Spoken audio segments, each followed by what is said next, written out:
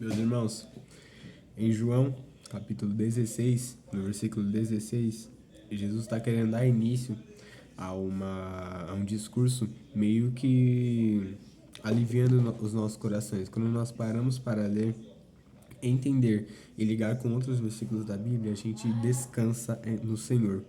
João, capítulo 16, e adiante, diz assim, versículo 16: Um pouco, e não me vereis, e outra vez um pouco, e ver-me-eis, porquanto vou para o Pai.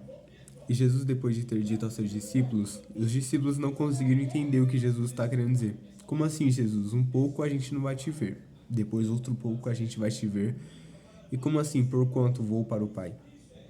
E Jesus começa a explicar para eles. No versículo 20, Jesus diz assim a seus discípulos: Na verdade, João capítulo 16, versículo 20. Na verdade vos digo que vós chorareis e vos lamentareis, e o mundo se alegrará. E vós estareis tristes, mas a vossa tristeza se converterá em alegria. A mulher, quando está para dar à luz, sente tristeza, porque é chegada a sua hora. Mas, depois de ter dado à luz a criança, já se não lembra da aflição, pelo prazer de haver nascido um homem no mundo. Assim também vós agora, na verdade, tendes tristeza. Mas outra vez vos verei, e o vosso coração se alegrará, e a vossa alegria ninguém vos lá tirará. Jesus está falando aqui que depois dele ir para o Pai, enquanto Jesus está com o Pai agora, né, porque Jesus ainda não voltou, enquanto Jesus está com o Pai agora, a gente vai sofrer nessa terra. A gente vai sofrer, a gente vai chorar e o mundo vai se alegrar. A gente vai nos lamentar e o mundo vai se alegrar. Por quê? O mundo vai nos perseguir, vai nos maltratar, vão expulsar-nos da sinagoga por conta da verdade, né? Por conta do nome de Jesus, o mundo vai nos odiar. E em Romanos, capítulo 8, versículo 18, versículo 18, diz assim: Porque para mim tenho por certo que as aflições deste tempo presente, as aflições que nós cristãos hoje em dia estamos sofrendo, não são para comparar com a glória que em nós há de ser revelada. E mais adiante, deixa eu só achar o versículo aqui. As aflições que nós estamos sofrendo agora não são para comparar com a glória que há de vir. A glória que vai ser quando Jesus voltar e buscar a sua igreja vai ser muito maior do que as aflições que nós estamos sofrendo agora.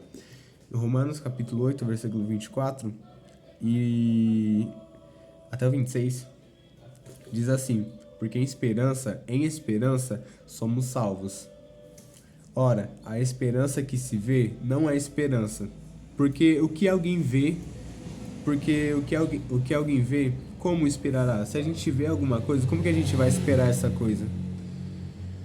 Mas, se esperamos o que não vemos, com paciência o esperamos. Aqui a gente pode estar falando de Jesus. A gente não está vendo Jesus, mas a gente está esperando ele voltar. E a gente está com paciência esperando, né? E da mesma maneira, também o Espírito, que é o Espírito Santo, ajuda as nossas fraquezas, porque não sabemos o que havemos de pedir como convém, mas o mesmo Espírito intercede por nós com gemidos inexprimíveis. Versículo 28.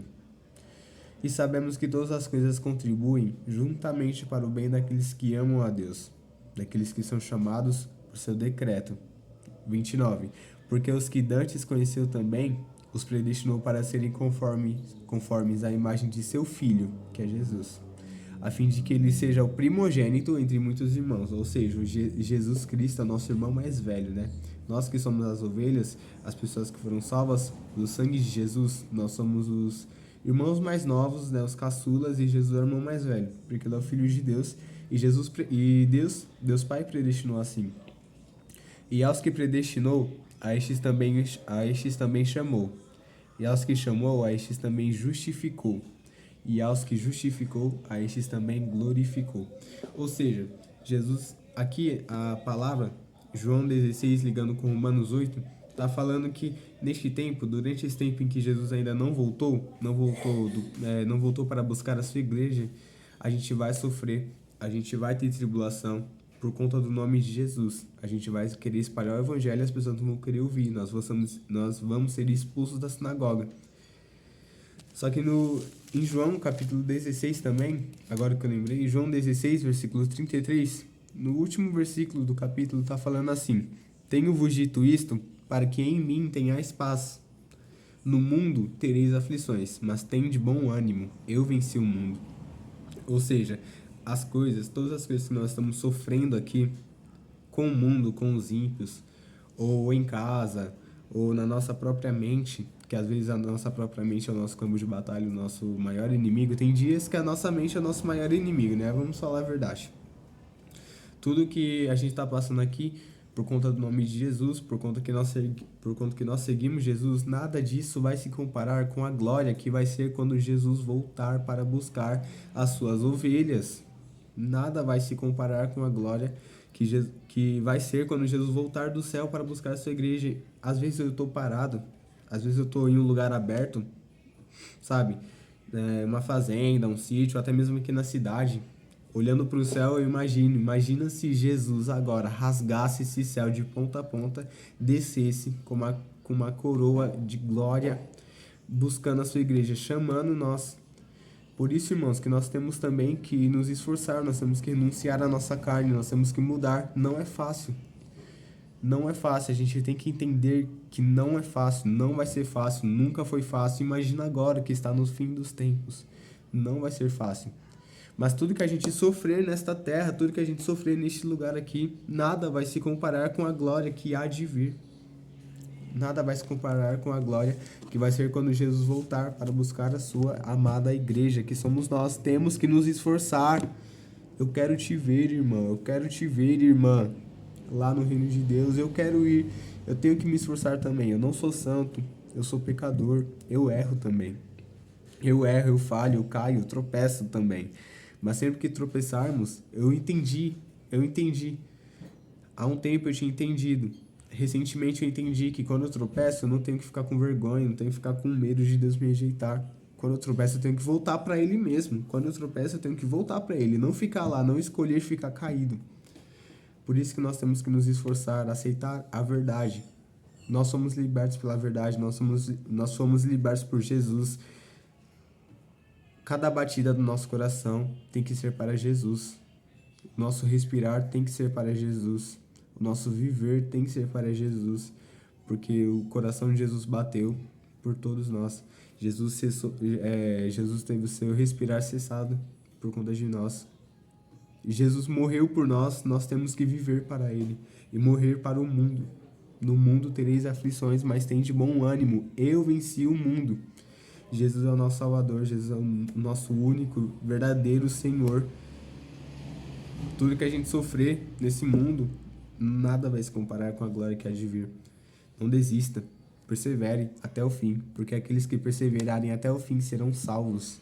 Aqueles que permanecerem, perseverarem, se firmarem na palavra do Senhor, serão salvos. Medita nessa palavra dia e noite. Medita nessa palavra dia e noite. Guarda a palavra do Senhor no seu coração, para que você não venha pecar contra Deus. É isso que Deus quer. Essa é a vontade de Deus para conosco. Uma das vontades de Deus para conosco é esta: guardar a palavra dele no nosso coração, para que nós não venhamos pecar contra ele. Ou seja, Jesus é o nosso bom pastor, Ele é a porta, Ele é a videira verdadeira. E como que nós, mesmo sofrendo tanto aqui na terra, como que nós vamos ir para Deus? Jesus é o caminho. Tantas pessoas, teve um tempo na minha vida que eu ouvia todo mundo falar: qual é o sentido da vida? Aí eu respondia: você só vai saber o sentido da vida quando você morrer. Realmente a gente só sabe o sentido da nossa vida quando a gente morre para o mundo e vive para Cristo. Jesus é a verdade. Como assim eu tenho que perder minha vida para o mundo? Como assim eu tenho que largar minhas coisas? Eu tenho que largar minha casa? Eu tenho que largar minha família? Não, você não tem que. Isso está nas suas mãos também. A sua casa não está nas suas mãos, né? Está na mão de Deus. Mas a sua casa é sua responsabilidade, a sua família é sua responsabilidade. Você é um mordomo de Deus. Você guarda as coisas que Deus te deu. Porque se não fosse Deus, a gente não teria casa. Se não fosse Deus, a gente não teria família. Se não fosse Deus, a gente não teria nada. Deus que nos deu tudo, a gente só está guardando, preservando, cuidando, né? Às vezes a gente não cuida, né? Vamos falar a verdade. Às vezes no momento da raiva a gente chuta a mesa, sendo que a mesa tá parada ali o tempo todo. A mesa é um objeto inanimado, um objeto de Deus, que Deus nos deu. Eu tenho que perder minha vida para o mundo, tenho que perder minha vida para a fama, para riquezas, para os meus desejos carnais e viver para Cristo, porque Jesus é a vida. Jesus é a porta, a videira verdadeira, o caminho, a verdade e a vida, o último, o primeiro. Jesus é Deus.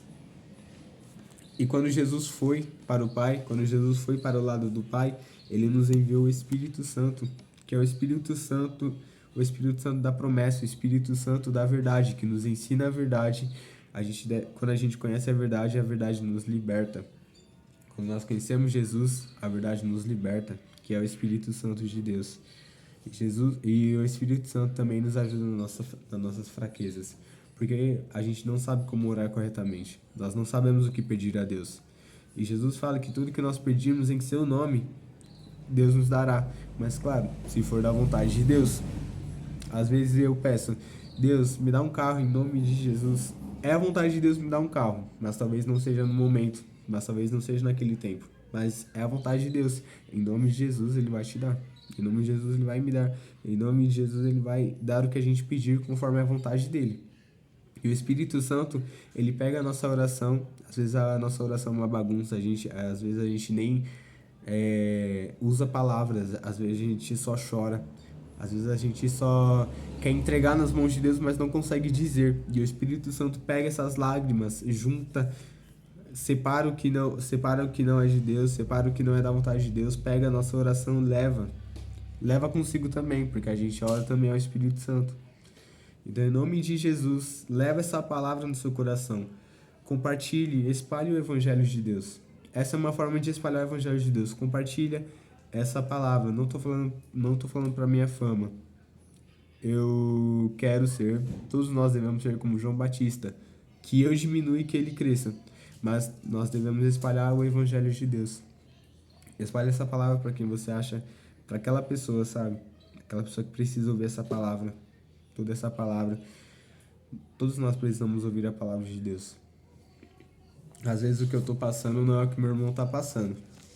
Às vezes o que eu tô enfrentando não é o que meu irmão tá enfrentando. Isso é normal, acontece isso com todos nós, né?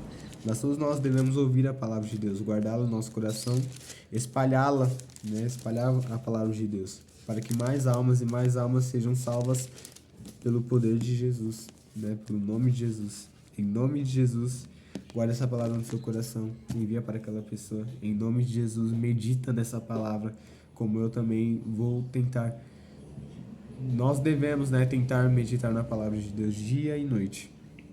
Então, em nome de Jesus, guarda essa palavra no seu coração. Em nome de Jesus, fica na paz. Amém. Até a próxima.